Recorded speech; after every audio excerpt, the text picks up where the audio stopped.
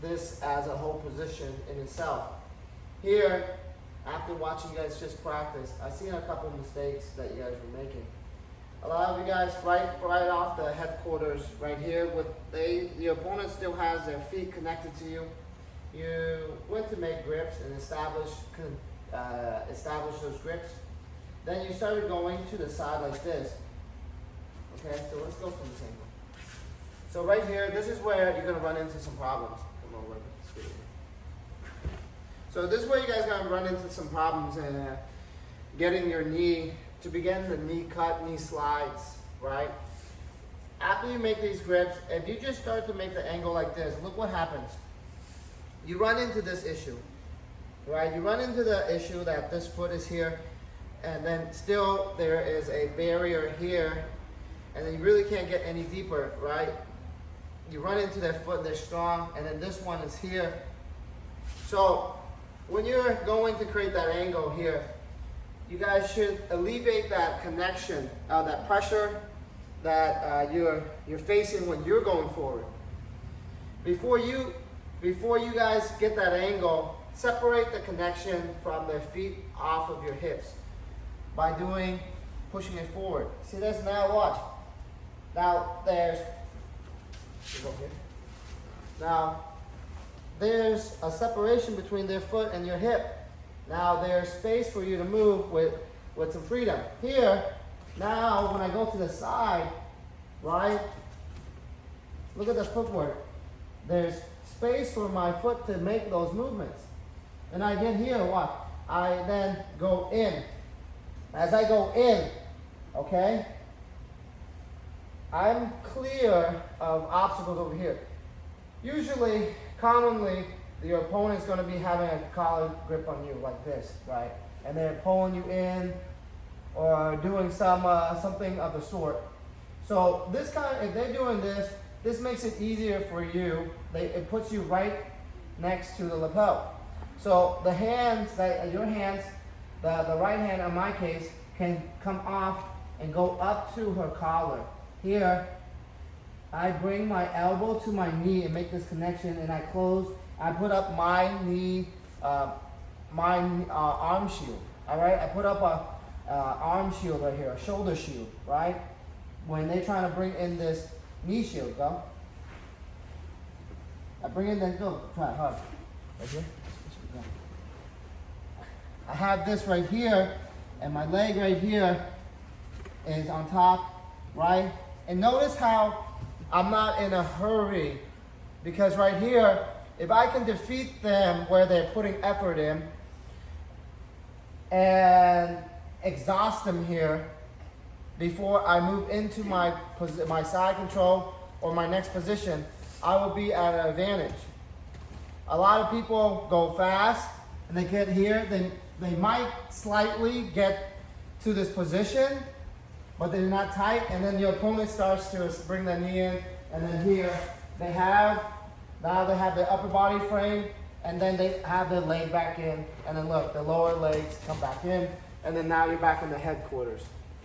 And then you have to start the whole passing series again. So when you guys go back to practice this time, a couple concepts that I want you guys to understand is using your grips, right, to separate space before you move. You go ahead here. Notice how I still have this control of this leg. This foot, Avea, was like right here. I still have control of this knee, so I can move it. Watch. As I move it, I get closer here. As I get closer, I put my body on the inside of her leg here, so that her toes doesn't come back and become a nuisance, right? So here, separate that, like pull it outwards, because I have that control. So I pull it outwards, and then now here, right? She's blocking this area. She's closing that off, creating that resistance. I can't come forward, right? Now the other hand, she's pushing too, okay? Right here, watch. I noticed that you guys ran into this issue too, okay? Now that you can't go forward because she has her frames. So look what I do. You can go on top of the arm, bend down the arm here. okay? And keep it on top. Okay, go back. Right? Or if you're here, you can go from inside, throw that hand off of the bone, off the shoulder bone that she's pushing off from. When it's there, look, put it back. When I throw it off, I go down her arm up to the lapel, sliding up, making a close connection as I do that. So watch one more time. And then my arms goes back right here, okay? This right here is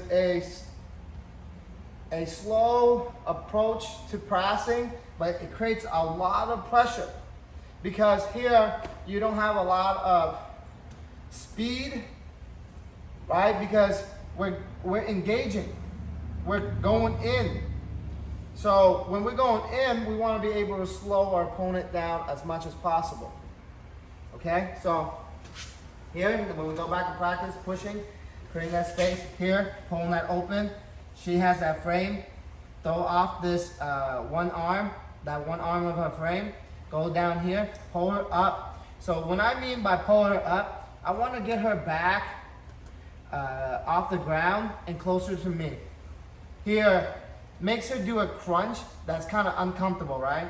It's really uncomfortable. Now, when I crunch her in, this makes her leg, right, puts it right behind my shoulder. And now she wants that knee to come in, but because I'm crunching her, it's hard for her to come get her knees back close to her chest. So my elbow is next to my knees at this case. Here, the game is slow. Try to move fast, Avea. It's really hard for her to move fast, right? And if she does increase her intensity, you can increase your intensity. And well, let me rephrase that. If she does increase her intensity, you know that when she does that, because you're so close and you can feel her body, as she increases that intensity, now you can see that she's putting effort. So allow yourself that time here to put pressure on her, break out those frames, and then now this arm here, this is how you address this one. I like to go right here, high on the sleeve. I can pull it off, and then I slide in. Okay, once I slide in, now you have to worry and focus on establishing control. Watch on my feet, make the switch. I go into this Casey Tatami, sit. Then I go and I get the underhook. And in most cases, here you can grab the back of the collar. Pull her down, tight to you, okay? And then you're putting your body in between her knee and her chest again, putting it across. But you don't want, weight right now, it's on my right butt cheek. I don't want to be pushing and putting all my weight across her belly button on the other side too much here. She can see that, right? She can feel that. Here, if I lean and put too much pressure here, now finish the row. She can bridge him, she can roll me. Okay? So, I think Avea was surprised that she was able to do that. Okay? So, when you're here, let's get here, to the side, go in, pull this leg out, so that foot is out off of you. Now, right, she's gonna react, and she's gonna react by pulling up her frames, right action. Here, now I got my knee in on top of this thigh, okay? Now I can start to address the other things, because now this leg is pinned, currently. So I go inside, I break this off, I slide up, I grab the lapel, and then I bring her and make her do this crunch by pulling her back off her shoulders off the ground, closer to me, and I put up my arm shield so I can fight her knee shield. Put it, right? She's trying to get her knee shield in. I have my arm shield up. Now the next thing I'm addressing is this frame. I can pull it off, and let's say if it's hard to pull off, right? I can lean back here, push it across. As I push it across, I can establish my seating position down on the side here, because now if she wants to address me, try to come back, she's gonna run into resistance because of this grip that I'm pushing across her body. Now, when she runs into that, there's going to be a delay in her actions, right? And now this is a time for me to move my hips. And if a lot of you guys are finishers, If you want to finish the game here, you can. Get good control of this arm. Delay her as long as possible, so that it takes her time to come back to face you, and you can set up your leg position. And look how my foot is here. It's just right underneath the shoulders, and my knees are pinching, and then I'm coming up here for control.